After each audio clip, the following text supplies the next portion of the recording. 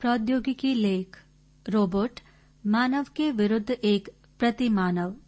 लेखक प्रमोद भार्गव। महात्मा गांधी और विनोबा भावे के अहिंसक विचारों के समर्थक ऑस्ट्रेलियाई मूल के एक दार्शनिक हुए हैं, इवान इलिच, जो अंग्रेजी के अलावा तमाम भाषाओं के साथ हिंदी भी जानते थे।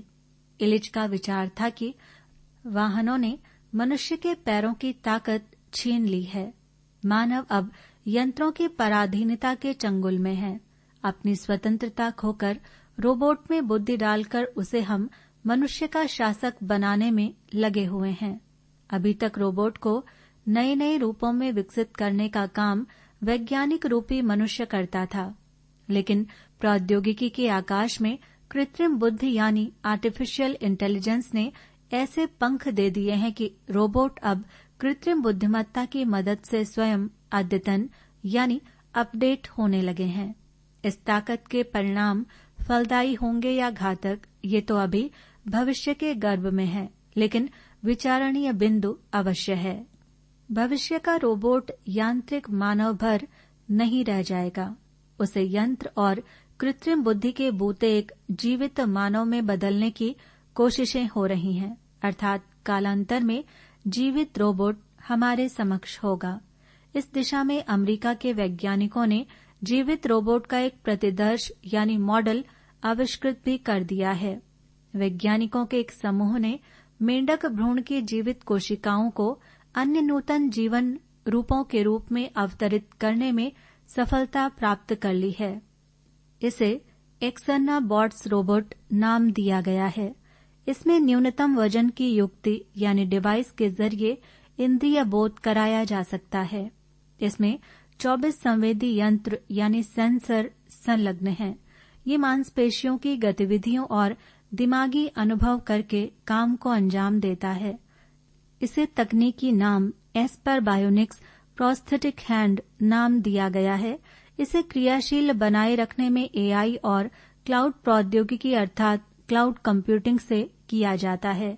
इस तकनीक के जरिए हार्ड डिस्क या ड्राइव के बजाय इंटरनेट पर उपलब्ध डेटा और प्रोग्राम ग्रहण कर लिए जाते हैं। हम जानते हैं कि किसी हार्ड डिस्क में सूचनाओं की उपलब्धता की एक सीमा है, लेकिन सूचना अंतर्जाल में असीमित है। क्लाउड टेक्नोलॉजी को सरल रूप में यूं भी समझ सकते हैं कि जिस तरह से बादलों में पानी भरा होता है, उसी तरह क्लाउड यानी बादल कंप्यूटिंग में सूचनाएं भरी होती हैं। रोबोट के जनक और इतिहास। रोबोट यानी मशीनी मानव। ये अद्वितीय आविष्कार आरंभिक अवस्था में हार्डवेयर और सॉफ्टवेयर के समन्वय से निर्मित उपकरण था। शुरुआत में इसकी उपयोगिता मनुष्य की पहुंच पर कठिन और खतरनाक कामों से जुड़ी थी। इसके प्रभावी उत्पादकता के मद्देनजर इसमें बदलाव होते रहे और इस तकनीक को नाम दिया गया रोबोटिक्स। कालांतर में डिजिटल कृत्रिम मेधा और इंटरनेट तकनीक के समन्वय की युक्तियों से जीवित रोबोट की एक प्रजाति चलन में आ रही है, जिसे बायोनिक्स और एक्सोनोबॉट्स नाम दिए गए हैं। दुनिया का पहला रोबोट अमेरिकी कंपनी स्पेरी गायरोस्कोप ने 1923 में बनाया था। यह अत्यंत साधारण रोबोट था जो इलेक्ट्रिक मोटर की मदद से चलता था और निर्देशों के अनुसार काम करता था। इसके बाद जब नवीनतम रोबोट का निर्माण किया गया, तब इसे इस्पात से मानव के समान आकार दिया गया और छोटे स्तर पर कृत्रिम बुद्धि भी इसमें स्थापित की गई। इस यांत्रिक मानव को मनुष्य का प्रतिदर्श बनाने और उसमें बुद्धि इसलिए डाली गई जिससे ये मनुष्य की तरह दिखे भी और सोचे समझे भी, यानी मनुष्य के विरुद्ध एक प्रतिपुरुष खड़ा करने की अद्भुत कोशिश की गई। इस तरह के पहले रोबोट का सार्वजनिक प्रदर्शन 1939 में न्यूयॉर्क में आयोजित एक मेले में किया गया। इसे जॉर्ज देवोल और जोसेफ एंगलबर्ग ने बनाया था। इसके बाद रोबोट संस्थागत कार्यों के अनुसार विभिन्न प्रतिदर्शों में रूपांतरित होते चले गए। अमेरिका में ही 1962 में औद्योगिक रोबोट का निर्माण किया गया। 1980 तक आते आते ऐसे रोबोट बनने लगे थे जो इंसानों की तरह कारखानों में वेल्डिंग करने और नट बोल्ट कसने व खोलने का काम करने लगे थे। इन रोबोट को आकार देने में स्टील और प्लास्टिक का इस्तेमाल किया गया। रोबोट माइक्रो प्रोसेसर की मदद से बोलते हैं, कैमरे की मदद से देखते हैं और संवेदी उपकरणों की मदद से स्पर्श करते हैं। रोबोट को क्रियाशील बनाए रखने वाले कंप्यूटर को रोबोट की भीतरी संरचना में भी स्थापित किया जा सकता है और बाहर रखकर भी इसे दिशा निर्देश दिए जा सकते हैं, जिससे वे बिना थके हारे निरंतर काम में लगे रहें। अमेरिका में विकसित एक्सप्लोर, पाथफाइंडर, स्पिरिट और रोवर जैसे रोबोट मंगल ग्रह पर जमीन की खोज के लिए भेजे गए थे। नासा द्वारा विभिन्न ग्रहों पर रोबोटिक यंत्र भेजे गए हैं। ये अपनी क्षमता से सफलतापूर्वक काम को परिणाम तक पहुंचाने में सक्षम हैं। वर्तमान दुनिया के वैज्ञानिक कृत्रिम बुद्धिमत्ता को रोबोट के दिमाग में डालकर ऐसे रोबोट बना रहे हैं जो ठीक इंसान का प्रतिरूप हों। एलन टर्निंग नामक वैज्ञानिक तो कृत्रिम बुद्धि को मापने की विधि का निर्माण कर लिया है। इसे टर्निंग टेस्ट नाम से जाना जाता है। कैसे जन्मा रोबोट शब्द? रोबोट शब्द की उत्पत्ति प्राचीन स्लावोनिक भाषा के शब्द रोबोटा से मानी जाती है। इसका अर्थ काम या कार्य से है। इस शब्द का मूल उद्गम जर्मन भाषा के शब्द ऑर्बिएट से हुआ है। इसका आशय भी काम से है। इस शब्द के प्रयोग के साथ विडंबना जुड़ी है कि जिसका वैज्ञानिक आविष्कार के संबंध में इस शब्द का नामकरण जुड़ गया है, उसका पहली बार 1920 में प्रयोग गणराज्य के नागरिक कैरल कैपेक ने किया था, जो एक लेखक और नाटककार थे। इन्होंने अपनी एक व्यंग्य प्रधान विज्ञान कथा रोसम्स यूनिवर्सल रोबोट्स RUR में रोबोट शब्द का प्रयोग किया था। इस व्यंग्य नाटक में रोबोट के रूप में जैविक प्राणियों प्रतिरूप इस्तेमाल किए गए थे। ये अपने शारीरिक श्रम का प्रदर्शन करते हुए यांत्रिक जीवों जैसे दिख रहे थे।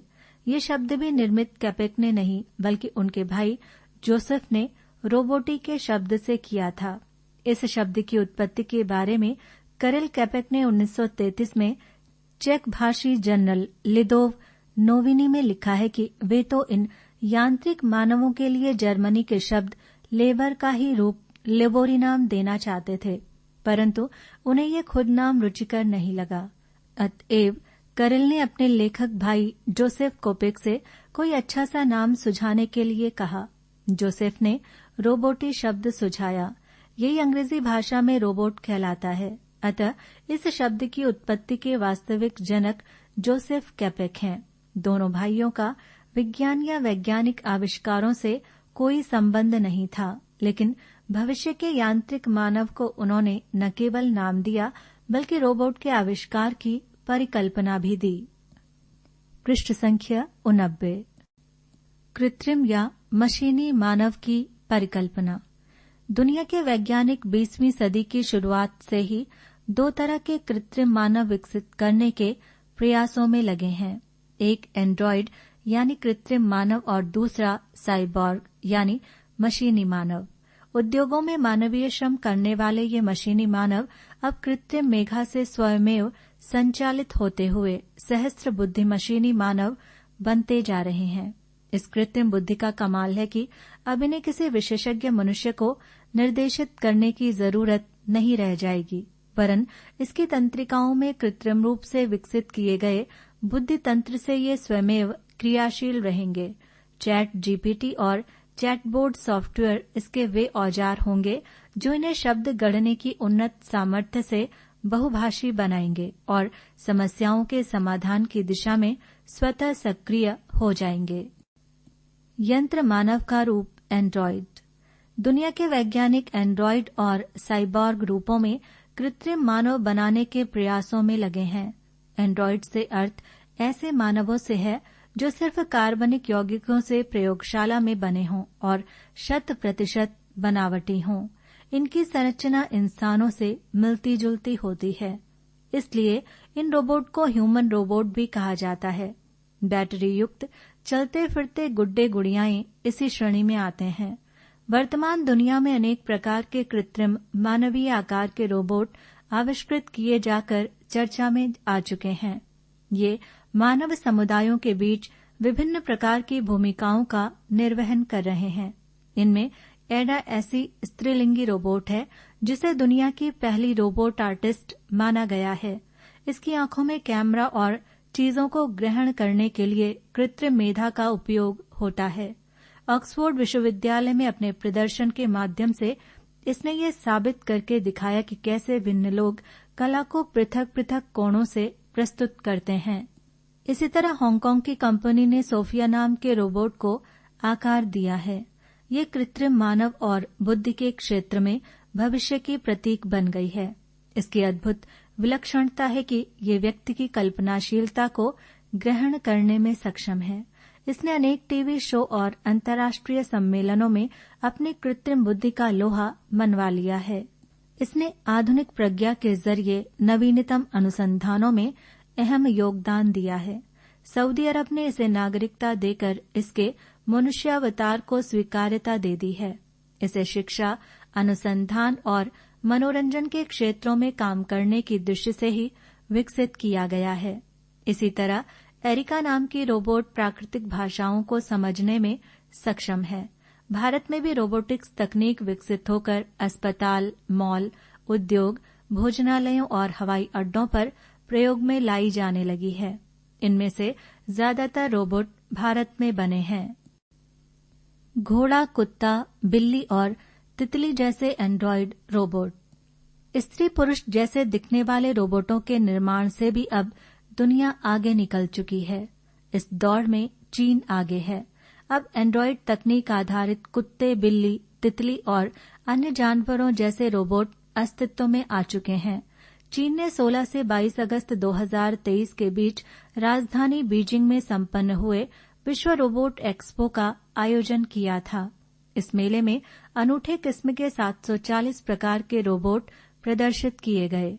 ये रोबोट हमारे दैनिक कार्यों में मदद करके उन्हें सरलता से पूरा कर देते हैं। इसीलिए इन्हें साथ ही मानवीकृत यानी कंपेनियन ह्यूमनॉइड रोबोट नाम दिया गया है। इनमें चाय, कॉफी, भोजन बनाकर परोसने वाले रोबोट तो हैं ही, सफाई करने वाले और बिखरे सामान को यथास्थान रखने वाले रोबोट भी हैं। इसलिए इन्हें पेशेवर सेवक की श्रेणी में रखा गया है। ये मनुष्य जैसी बातचीत करने में भी सक्षम है। इस मेले में तितली जैसे प्रदर्शित रोबोट की खासियत यह है कि ये ड्रोन से अधिक कारगर है। ये हवा में उड़ने के अलावा पानी में तैर भी सकता है और चित्र व डाटा जुटाकर उसे नियंत्रण कक्ष में भेज सकता है। खेल मैदान में खिलाड़ी की भूमिका का निर्वहन करने वाले घोड़ा रोबोट भी यहाँ देखने में आए। ऐसे ही कुत्ते के आकार के एक रोबोट को बास्केटबॉल खेलते दिखाया गया। इन कृत्रिम जीव रोबोट में स्नायु तंत्र और कैमरे लगे हैं। कुत्ता रोबोट का वजन मात्र 8.9 किलोग्राम है। मेले में ह्यूमनॉइड रोबोट भी थे, जिन्हें न केवल सबसे ज्यादा देखा गया बल्कि उनकी बिक्री भी ज्यादा हुई। कृत्रिम बुद्धि से तैयार ये रोबोट कई प्रकार के काम करने में भी समर्थ हैं। इनके चेहरे के हाव भाव और चाल ढाल भी मनुष्य की भांति के हैं। इनमें स्त्री और पुरुष दोनों ही प्रकार के रोबोट हैं। ये होंठ हिलाते हैं और वाणी से बोलते भी हैं। इनकी ऊंचाई 71 इंच तक है और इनका भार 47 किलोग्राम है। ये रोबोट मानव श्रमिकों को श्रमसाध्य और खतरनाक कार्यों से राहत दिलाने के काम में भी आ रहे हैं। बिजली संयंत्रों और कच्चा लोहा गलाने के कारखानों में भी इनका उपयोग हो रहा है। इसीलिए ह्यूमनॉइड रोबोट का बाजार 2023 में $3.9 बिलियन तक पहुंच गया है। साइबॉर्ग अर्थात मशीनी मानव। साइबॉर्ग या मशीनी मानव ऐसे विचित्र यंत्र की परिकल्पना को साकार रूप देना है जिसका आधा शरीर मानव और आधा यांत्रिक यानी मशीनी हो। साथ ही यह प्रत्येक संभव या असंभव कार्य भी कर सके। वैसे साइबॉर्ग शब्द साइबरनेटिक ऑर्गेनिज्म से बना है। इसका अर्थ ही आधा मनुष्य और आधा जीव से होता है। ऐसे विचित्र मानव विज्ञान कथाओं, फैंटेसियों और हॉलीवुड की फिल्मों में खूब दिखाए गए हैं। लेकिन भारत के प्राचीन संस्कृत साहित्य में विष्णु के दशावतारों के चौथे अवतार में नरसिंह नाम का अवतार इसी परिकल्पना का सजीव चित्रण है। इसका आधा शरीर मनुष्य का और आधा सिंह का है। अर्थात हम गर्व कर सकते हैं कि जिन कथाओं ने पश्चिम में 20वीं शताब्दी में अजीब प्राणियों की कल्पना की, भारत में हजारों वर्ष पहले उन कथाओं का सजीव चित्रण वर्णित है। साइबॉर्ग शब्द का पहली बार प्रयोग 1960 में वैज्ञानिक मैनफ्रेड और नेथन क्लाइन ने साइबॉर्ग्स एंड स्पेस शोध में लिखा था। इसमें ऐसे अंतरिक्ष यात्री की कल्पना की गई थी जो लंबे समय यात्रा जारी रख सके। इस हेतु इसके दिल और फेफड़ों को तकनीक मदद से लंबी उम्र देने का प्रबंध किया गया। इसके बाद 1965 में D.S. हेलेसी ने अपनी पुस्तक cyborg evolution of the Superman में इस कल्पना को और विस्तृत फलक प्रदान किया। सब कुल मिलाकर साइबॉर्ग की परिकल्पना एक ऐसे यांत्रिक जीवित जैसे प्राणी की है जिसमें प्रौद्योगिकी के विलक्षण प्रयोगों से एक ऐसे मानव को गढ़ना है जो असाधारण क्षमताओं से युक्त मानवीय क्षमताओं से परे हो। इसीलिए अब जो मशीनी रोबोट बनाए जा रहे हैं उनमें एक यांत्रिक अंतःकंकाल यानी इंफ्रास्केलेटन के तंत्रिका तंत्र में विद्युत तरंगों का प्रवाह और एक आंशिक कृत्रिम मस्तिष्क की स्थापना करना है। हालांकि इस क्रम में जिन मनुष्यों में पेसमेकर या इंसुलिन पंप प्रत्यारोपित किए गए हैं उन्हें साइबॉर्ग व्यक्ति कह सकते हैं, क्योंकि इनसे रोगग्रस्त जैविक अंगों की कार्यक्षमता में वृद्धि होती है। इसी तरह सुअर के दिल को हृदय में प्रत्यारोपण और कृत्रिम गर्भाशय के प्रत्यारोपण के प्रयास भी जीव विज्ञानी कर रहे हैं। पृष्ठ संख्या 90। इंग्लैंड के रीडिंग विश्वविद्यालय के साइबरनेटिक्स विषय के प्राध्यापक केविन वारविक की माने तो निकट भविष्य साइबॉर्ग हमारे साथ होंगे। वारविक साइबॉर्ग पर अनेक प्रयोग करके अंतर्राष्ट्रीय प्रसिद्धि प्राप्त कर चुके हैं। प्रोजेक्ट साइबॉर्ग के अंतर्गत उन्होंने स्वयं की देह पर प्रयोग करके ये साबित किया है कि साइबॉर्ग कोई कल्पना नहीं अपितु वैज्ञानिक सच्चाई है।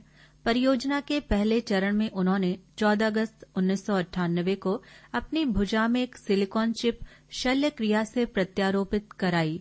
इस चिप से निकलने वाली रेडियो तरंगें एंटेना के जरिए प्रयोगशाला के कंप्यूटर तक गमन करती थीं और कंप्यूटर पहले से तय प्रोग्रामिंग के अनुसार काम करते हुए जरूरी निर्देश जारी करते थे। जैसे विभाग के मुख्य दरवाजे पर पहुंचते ही कंप्यूटर द्वारा संचालित एक वॉइस बॉक्स हेलो के अभिवादन के साथ वारविक का स्वागत करता था। प्रयोगशाला के करीब पहुंचे ही द्वार स्वतः खुल जाते थे और बिजली व पंखे स्वयमेव चालू हो जाते थे। मानव और चिप का ये संयोग 9 दिन सफलतापूर्वक चला। इस प्रयोग ने यह निश्चित कर दिया कि चिप और संगणक के बीच संवाद संभव है। वारविक के इन प्रयोगों से ये उम्मीद बंधी कि मानव देह चिप और कंप्यूटर के समन्वय से मानवीय शक्तियों को विस्तारित करना संभव है। मानवों जैसे रोबोट। आजकल रोबोट की दुनिया में इतने प्रयोग और आविष्कार हो रहे हैं, मानव के विरुद्ध एक हूबहू प्रतिपुरुष रोबोट खड़ा किया जा रहा है। इसी का प्रतिरूप है अमेका रोबोट और भारत में बनाया जा रहा मदर रोबोट। अमेका की आंखें नीलम जैसे चमकीली हैं। ये प्रश्न पूछने पर उत्तर तो देता ही है, 2-4 वास्तविक लोगों के बीच चल रही चौपाल में हस्तक्षेप भी करके अपनी बात रखने लग जाता है। इसके शिल्पकार बिल जैक्सन कहते हैं, ये किसी महफिल में बिन बुलाए मेहमान जैसा है। जैक्सन इस रोबोट में कुछ मूलभूत सुधार करके इस कोशिश में लगे हैं कि बेवजह दखल देने के बजाय मानव जैसी मशीनों यानी साइबॉर्ग या ह्यूमनॉइड की तरह काम करे। इस पेचीदी प्रक्रिया में एक हद तक सफलता हासिल कर ली है। अतएव अनेक रोबोट निर्माता कंपनियां इस प्रयास में लगी हैं कि ये रोबोट मनुष्यों के जुम्मे जो खतरनाक काम है उन्हें ये सुरक्षित ढंग से करने लग जाएं। हालांकि इस रोबोट की बिक्री आरंभ हो गई है। दुनिया के कारखानों में ये पुर्जों की ढुलाई, वेल्डिंग और पेंटिंग जैसे काम करने लगे हैं। अलबत्ता इनमें कई ऐसे रोबोट हैं जो मानव या साइबॉर्ग का प्रतिरूप नहीं है, लेकिन सुरक्षित ढंग से काम के कारण उनकी मांग बढ़ रही है। इस कड़ी में साइबॉर्ग अर्थात ह्यूमनॉइड मशीन नुमा मानवों का निर्माण उनका वास्तविक मानवों से संवेदनशील संपर्क बनाए रखने की दृष्टि से भी किया जा रहा है। ये किसी बुजुर्ग या एकाकी व्यक्ति को उनकी दिनचर्या से जुड़े कार्यों की तो याद दिलाएगा ही, उनके साथ शतरंज या ताश के पत्तों से खेल भी खेल सकेगा। ऐसे खेलों को खेलते समय वास्तविक मनुष्य को ये न लगे कि मैं किसी मशीनी मानव से खेल रहा हूँ। अमेका रोबोट का चेहरा मनुष्य जैसा ही बनाया गया है। इलेक्ट्रॉनिक एनिमेशन त्वचा से बना अमेका का चेहरा सजीव लगता है। ये रोबोट अनेक किस्म के बनाए जा रहे हैं।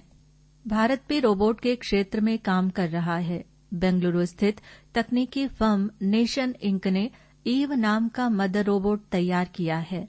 इसमें कृत्रिम बुद्धि स्थापित की गई है, जिससे ये अपने दिमाग का इस्तेमाल खुद कर सके। इसमें मातृत्व, ममता और वात्सल्य के भाव पैदा करने वाली सोच विकसित की गई है। इस ईव का आकार गोल है और वजन है मात्र 100 ग्राम। ये रोबोट 2 किलोमीटर के दायरे में 15 मिनट तक उड़ान भी भर सकता है। कंप्यूटर के साथ बात करने की कोडिंग भी इसमें अंतर्निहित है। इसे एक डिवाइस के माध्यम से जोड़ दिया जाता है। इससे ये परस्पर संवाद करने के साथ कार्यों को अंजाम तक पहुंचाते हैं। माइक्रोसॉफ्ट इसे और सक्षम बनाने के लिए इसकी गतिशीलता बढ़ाने और दृष्टि संपन्न बनाने के काम में लगा है। डिजिटल क्लोन मानव। विज्ञान की सोच ने पशुओं की क्लोनिंग को तो संभव बना दिया है, परंतु मनुष्य का क्लोन बनाने में अभी तक सफलता नहीं मिली है। लेकिन जापान के टोक्यो के एक स्टार्टअप ने इंसान की डिजिटल क्लोन बनाने में सफलता प्राप्त कर ली है। ये हूबहू जिस इंसान का प्रतिरूप बनाया गया है उसी जैसा दिखता है। यही नहीं, इसकी बोलचाल और व्यवहार भी प्रतिरूपित व्यक्ति जैसा ही है। ये मूल व्यक्ति की तात्कालिक पसंद नापसंद के अनुरूप स्वयं को अद्यतन भी करता रहता है। ये नवाचार जापानी कंपनी ऑल्ट इंक ने किया है। इसके रचनाकार कजुताका येनुकुरा एक ऐसी दुनिया का स्वप्न देख रहे हैं जहां के सभी मानवों का डिजिटल क्लोन प्रतिरूप हो। योनेकुरा का दावा है कि ये क्लोन हमारे दैनिक कार्यों का दायित्व निर्वहन तो करेगा ही, जूम मीटिंग और वेबिनारों में आभासी हिस्सा लेकर जीवंत उपस्थिति कराने में भी समर्थ है। इसकी वाणी भले ही कृत्रिम है, लेकिन ठीक येनोकुरा की आवाज जैसी है। ये प्रौद्योगिकी चैट जीपीटी या गूगल कृत्रिम बुद्धि से कहीं ज्यादा व्यक्तिगत और गोपनीय है। इसकी सबसे अनूठी और महत्वपूर्ण विलक्षणता यह है कि ये जिस व्यक्ति का प्रतिरूप है उसी का विश्वसनीय हमसफर बन जाता है। निर्माता टेक कंपनी से पूरी तरह नाता तोड़ लेता है, इसलिए मूल व्यक्ति की निजता भंग होने का कोई खतरा नहीं रहता। फिलहाल इस डिजिटल मानव क्लोन की लागत करीब ₹1.16 करोड़ है। यानी आदमी इतनी धनराशि खर्च करके अपना डिजिटल क्लोन बनवा सकेगा। जिस आदमी का क्लोन तैयार करना है उस इंसान की जानकारी सोशल मीडिया साइट और सार्वजनिक रूप से उपलब्ध रिकॉर्ड से विलोपित कर एक सॉफ्टवेयर में संग्रह करनी होगी, जिससे डिजिटल क्लोन मानव मूल मानव के समग्र जीवन अनुभवों से अद्यतन हो जाए।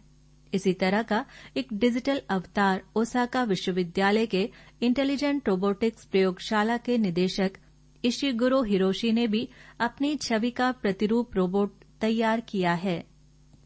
टेक तकनीक के विशेषज्ञ यू तमुरा का कहना है कि जापानी एनिमेशन की तरह ही डिजिटल क्लोन प्रौद्योगिकी दुनिया में विशेष स्थान बना रही है। आपके मूल्यों व लक्षणों को समाहित किए डिजिटल क्लोन बदलाव के शक्तिशाली प्रतिनिधि बन सकते हैं। व्यक्तिगत मान्यताओं व सिद्धांतों को प्रतिबिंबित करते हुए क्लोन करुणा, सहानुभूति, संवेदनशीलता के प्रतीक रूपों में दूसरों के जीवन को स्पर्श के साथ वैश्विक स्तर पर सकारात्मक बदलाव के प्रेरक बन सकते हैं। जीवित रोबोट जेनोबोट्स। अब तक विदेशी विज्ञान गल्प और फिल्मों में दिखाया जाता रहा है कि रोबोट अपने जैसे रोबोट उत्पन्न कर सकते हैं, लेकिन अब विज्ञान ने इससे भी 4 कदम आगे बढ़कर इसे सच्चाई में बदल देने का चमत्कार कर दिखाया है। अमेरिकी वैज्ञानिकों ने जीवित रोबोट जेनोबोट्स अवतरित कर दिया है। इसके आविष्कारक वैज्ञानिकों का दावा है कि ये रोबोट अपने जैसे रोबोट संतान के रूप में पैदा कर सकता है। ये करिश्मा वर्मोंट, हार्वर्ड और टफ्ट्स विश्वविद्यालय के वैज्ञानिकों ने कर दिखाया है। ये रोबोट अफ्रीका में पाए जाने वाले जेनोपस लेविस प्रजाति के मेंढक के भ्रूण की स्तंभ कोशिकाओं से बनाया गया है। वैज्ञानिकों ने मेंढक के भ्रूण की जीवित कोशिकाओं को अन्य नए जीवन रूपों के तौर पर प्रयोग करने में सफलता पाई है। इसे जीवित क्रियाकलाप करने लायक जीव के तौर पर देखा जा रहा है। एक मिमी से भी कम चौड़े इन रोबोट्स को पहली बार 2020 में दुनिया के सामने सार्वजनिक किया गया था। ये जीते जागते रोबोट्स हैं। भ्रूण से विकसित इन रोबोट के दिल को मोटर की तरह उपयोग में लाया जाता है। मसलन ये जेनोबोट्स मुंह के अंदर एकल कोशिकाओं को एकत्रित करते हैं और रोबोट के रूप में बच्चों को अवतरित करते जाते हैं, जो हूबहू माता पिता के प्रतिकृति होते हैं। उन्हीं की तरह दिखते हैं और क्रियाकलाप करते हैं। ये चल फिर सकते हैं, तैर सकते हैं और गड़बड़ी होने पर खुद को ठीक भी कर सकते हैं। पृष्ठ संख्या 91। वैज्ञानिकों का दावा है कि जेनोबोट्स में जानवर या पौधों से अलग जैविक प्रजनन का एकदम नया मौलिक रूप खोजा है। ये रूप विज्ञान के लिए ज्ञात किसी भी रूप नख से शिक तक भिन्न है।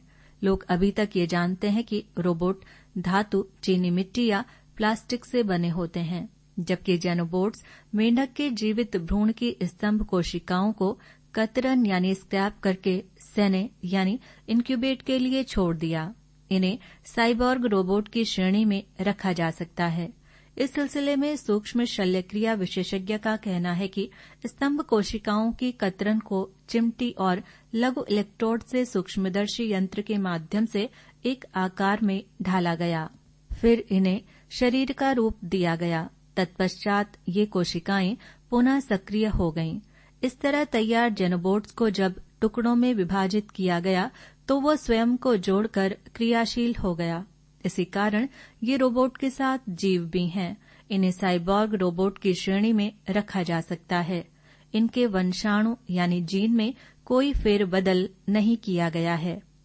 सब कुल मिलाकर ये पारंपरिक रोबोट से भिन्न हैं। अतएव हो सकता है कि इनकी कालांतर में एक नई श्रेणी बना दी जाए। इसीलिए Tufts regenerative and development biology के निदेशक माइकल लेविन का कहना है कि ये एक विशेष प्रयोग है। ये रोबोट समुद्र, नदी और तालाब की गहराइयों से माइक्रोप्लास्टिक कचरा खींच लाने में सक्षम है। लिहाजा इस जीवित मशीन को स्वच्छता के अभियान में भी लगाया जा सकता है। मानव की धमनियों की बाधा को दूर करने में भी इनका इस्तेमाल हो सकता है। इन रोबोट्स के बारे में ये भी दावा किया जा रहा है कि ये जन्म के साथ होने वाले रोगों और कैंसर जैसी महामारी को भी ठीक करने में सक्षम होंगे। ये दावा यथार्थ में बदल जाता है तो ये स्वास्थ्य चिकित्सा के क्षेत्र में क्रांति होगी। गर्भ के साथ बच्चों में आने वाली बीमारी, जिसे जन्मजात रोग यानी बर्थ डिफेक्ट और चिकित्सा की भाषा में कॉन्जेनिटल डिसऑर्डर कहा जाता है, ये बच्चे को मानसिक व शारीरिक रूप से प्रभावित करती है। इसके प्रभाव से बच्चे के कई अंग पूर्ण रूप से विकसित नहीं होते हैं। दिमाग का विकास भी अधूरा रह जाता है। इन बीमारियों का उपचार यदि भविष्य में जेनोबोट से होना शुरू हो जाता है तो ये शरीर के भीतर पहुंचकर व बहुगुणित होकर रोगों को जड़ से खत्म करने में मददगार साबित होंगे। चूंकि ये रोबोट एक जैविक प्रक्रिया से पैदा होते हैं, इसलिए ये जैविक रूप में ही नष्ट होते हैं। करीब 1 सप्ताह के भीतर ये निर्धारित लक्ष्य साध लेंगे और त्वचा की मृत कोशिकाओं की तरह नष्ट हो जाएंगे। इनसे शरीर को कोई हानि नहीं होगी। डिजिटल अवतार से बोलने में सक्षम। हाल ही में दुनिया में पहली बार लकवाग्रस्त एक महिला को डिजिटल अवतार के माध्यम से सक्षमता प्रदान की है। ये साइबॉर्ग रोबोट के कमाल से संभव हुआ है। इसे आश्चर्य में डालने वाली कारीगरी के अंतर्गत महिला के मस्तिष्क में 253 विद्युत संचारक यानी इलेक्ट्रोड की लघु पट्टिकाएं लगाई गईं। तत्पश्चात कैलिफोर्निया के सैन फ्रांसिस्को में विकसित डिजिटल अवतार के माध्यम से लक्ष्य को परिणाम तक पहुंचाया। इस प्रयोग की सफलता से उम्मीद जगी है कि ब्रेन कंप्यूटर इंटरफेस उन लोगों के जीवन को बदलने में सहयोगी हो सकता है जो स्ट्रोक और amyotrophic lateral sclerosis brainstem stroke यानी ये तंत्रिका तंत्र की ऐसी बीमारी है जिसमें मस्तिष्क और रीढ़ की हड्डी में तंत्रिका कोशिकाओं को नुकसान होने लगता है के बाद वो महिला लकवाग्रस्त हो गई थी। अनेक वर्षों के उपचार के बाद महिला जॉनसन ने थोड़ी क्रियाशीलता और चेहरे के हाव भाव तो ग्रहण कर लिए, परंतु बोलने में असमर्थ रही। उन्हें लंबे समय तक नली से दूध पिलाया जाता रहा। अब वैज्ञानिकों ने कृत्रिम बुद्धि की मदद से उनसे मिलता जुलता एक रोबोटिक अवतार बनाकर उनकी पुरानी रिकॉर्डेड आवाजों के आधार पर बोलने की क्षमता लौटा दी है। इस प्रयोग को स्नायु विज्ञान यानी न्यूरोसाइंस और कृत्रिम बुद्धिमत्ता की अद्वितीय उपलब्धि माना जा रहा है। रोबोट की भाषा। एंड्रॉयड और ह्यूमनॉइड रोबोट चैट जीपीटी की सहायता से वार्तालाप करने में दक्ष हो गए हैं। अमेका रोबोट अनेक भाषाएं बोलने में कुशल है। अमेका को विकसित करने वाली कंपनी डेवलपर इंजीनियर्ड आर्ट्स द्वारा जारी एक वीडियो में अमेका को अंग्रेजी, जापानी, जर्मन, मंदारिन और फ्रेंच भाषाएं बोलते दिखाया गया है। इन भाषाओं में परस्पर अनुवाद करने की दक्षता भी रखता है। चैट जीपीटी जीपीटी 3 पर आधारित एक प्रतिदर्श यानी मॉडल है। ये अब तक के सबसे विशाल और तकनीकी रूप से सर्वाधिक उन्नत प्रतिदर्श है। इस सॉफ्टवेयर में करोड़ों शब्द, वाक्य, आंकड़े व रूप संग्रहित हैं। ये अनेक शैलियों और स्वरों में मनुष्य की तरह पाठ लिखने और उच्चारित करने में सक्षम है। इसकी ये भी विशेषता है कि ये उपयोगकर्ता से इनपुट लेकर उससे भी प्रशिक्षित होता रहता है, यानी इसमें निरंतर अद्यतन होते रहने की क्षमता है। इस लक्ष्य पूर्ति के लिए जीपीटी की खिड़की में एक विशेष प्रकार का लर्निंग सॉफ्टवेयर संलग्न है। इसके उत्तर देने का लहजा और भाषा इतनी प्रासंगिक व सुसंगत है कि उपभोक्ता को ये भ्रम तक हो जाता है कि वो किसी मशीन से नहीं बल्कि वास्तव में किसी व्यक्ति से बात कर रहा है। गोया चैट जीपीटी ने रोबोट को अकूत शब्द भंडार परोसकर भाषा के क्षेत्र में उसे मानव के समतुल्य बना दिया है। भारत में रोबोट। भारत भी रोबोट निर्माण की दुनिया में आगे बढ़ रहा है। भारत रोबोट बनाने वाले 10 प्रमुख देशों में शामिल है, परंतु अभी वो अमेरिका, जापान, चीन और साउथ कोरिया से पीछे है। भारत में रोबोट बनाने वाले वैज्ञानिकों और संस्थानों की सोच है कि मुनासिब मूल्य में सुविधाजनक रोबोट उपलब्ध कराए जाएं। इस नाते भारत में घरेलू सुविधाओं और संस्थानों में सुरक्षा करने वाले रोबोट बाजार में उतार दिए हैं। इसरो ने व्योम मित्र रोबोट बना देने का चमत्कार किया है। यह अंतरिक्ष में मानव मिशन भेजने के अभियान में गगनयान में साथ जाएगा। भारत ने बोलने वाले ह्यूमनॉइड रोबोट निर्माण में भी सफलता प्राप्त कर ली है। व्यक्तिगत और निजी संस्थाएं इनके निर्माण में लगी हैं। भारत ने व्योम मित्र नाम का एक विलक्षण ह्यूमनॉइड स्त्री रोबोट बनाया है। व्योम मित्र 2 शब्द व्योम और मित्र का युग्म है। रोबोट की इस अद्वितीय नारी प्रतिकृति को मानव युक्त अंतरिक्ष अभियान गगनयान में वास्तविक पुरुष यात्रियों के साथ भेजा जाएगा। इन यात्रियों की मदद करेगा। इसके निर्माण का उद्देश्य है कि इसरो अन्य देशों की तरह अपने प्रयोगों के लिए जानवरों को उड़ाकर प्रयोग करना नहीं चाहता। इस रोबोट को अंतरिक्ष में भेजने से अंतरिक्ष में लंबे प्रवास के दौरान मानव शरीर कैसे प्रतिक्रिया करता है, इसे ज्ञात करने में आसानी होगी। ये ह्यूमनॉइड रोबोट अनुभव कर लेगा कि भारहीनता और विकिरण मानव शरीर के लिए कितनी हानि पहुंचा सकते हैं। ये ज्ञात होने पर अंतरिक्ष यात्रियों को इन हानियों से बचाव के उपायों के साथ अंतरिक्ष की सैर कराई जाएगी। इस प्रतिकृति को 22 जनवरी 2020 को सार्वजनिक किया गया है। भारतीय रोबोटिक वैज्ञानिक दिवाकर वैश्य ने 3D प्रिंटर की सहायता से मानव नाम से ह्यूमनॉइड रोबोट बनाया है। दिवाकर 10 वर्ष से रोबोट के निर्माण में लगे हैं। ये रोबोट नाचने और थिरकने में निपुण है। दिवाकर का कहना है, जो रोबोट नाच सकता है वो अन्य काम भी कर सकता है। इसमें कृत्रिम बुद्धि का समावेशन किया गया है। जिससे ये बोल व समझ सके। इस रोबोट को घरों में काम करने की दृष्टि से विकसित किया जा रहा है। घरों में रोबोट का उपयोग बढ़ जाता है तो आने वाले समय में इसका बाजार $1 बिलियन यानी 1 अरब रुपए तक पहुंच जाएगा। हिंदी बोलने वाला रोबोट। महिला रोबोट सोफिया की तर्ज पर भारत में रंजीत श्रीवास्तव ने रश्मि स्त्री रोबोट निर्मित किया है। इसकी खास बात ये रही है कि हिंदी, मराठी, भोजपुरी और अंग्रेजी खूब बोल व समझ सकती है। ये आंखों, ओठों और पलकों को हिला सकती है, साथ ही गर्दन घुमाकर इशारे भी कर सकती है। यदि ये किसी व्यक्ति से 2-3 बार मिल ले तो फिर उसे भूलती नहीं है। इसकी आंखों में लगा कैमरा व्यक्ति की छवि को कैद कर लेता है। इसके बाद कृत्रिम बुद्धि से व्यक्ति की छवि पहचानने में रश्मि को आसानी हो जाती है। अब इंसान की जगह सीमा पर लड़ेंगे रोबोट। इजरायल ने एक ऐसी रोक रोबोट सेना तैयार कर ली है जो न केवल युद्ध लड़ेगी बल्कि सीमा पर इंसानी सैनिकों की जगह भी ले लेगी। इजरायल की विख्यात रक्षा कंपनी इल्बिट रोबोट टीम ने इस सेना को तैयार किया है। रोबोट टीम के सीईओ इलाज लेवी के मुताबिक अब तक आकाश में ड्रोन और हवाई रोबोट के जरिए होने वाले सभी काम अब धरती पर भी हो सकेंगे। मानव रहित रोक रोबोट के अंदर स्वयं ही खतरों को भांपकर फैसला लेने की क्षमता विकसित कर दी गई है। कृत्रिम बौद्धिक क्षमता से परिपूर्ण ये रोबोट जंग के मैदान में खराब होने पर इसके पुर्जे दूसरे साथ चलने वाले रोबोट सैनिक बदल देंगे। इसकी इस विशेषता से रोबोट सैनिक एकाएक निष्क्रिय नहीं होंगे। 200 किलोग्राम वजन वाले इस रोक रोबोट की दौड़ने की क्षमता 30 किलोमीटर प्रति घंटा है।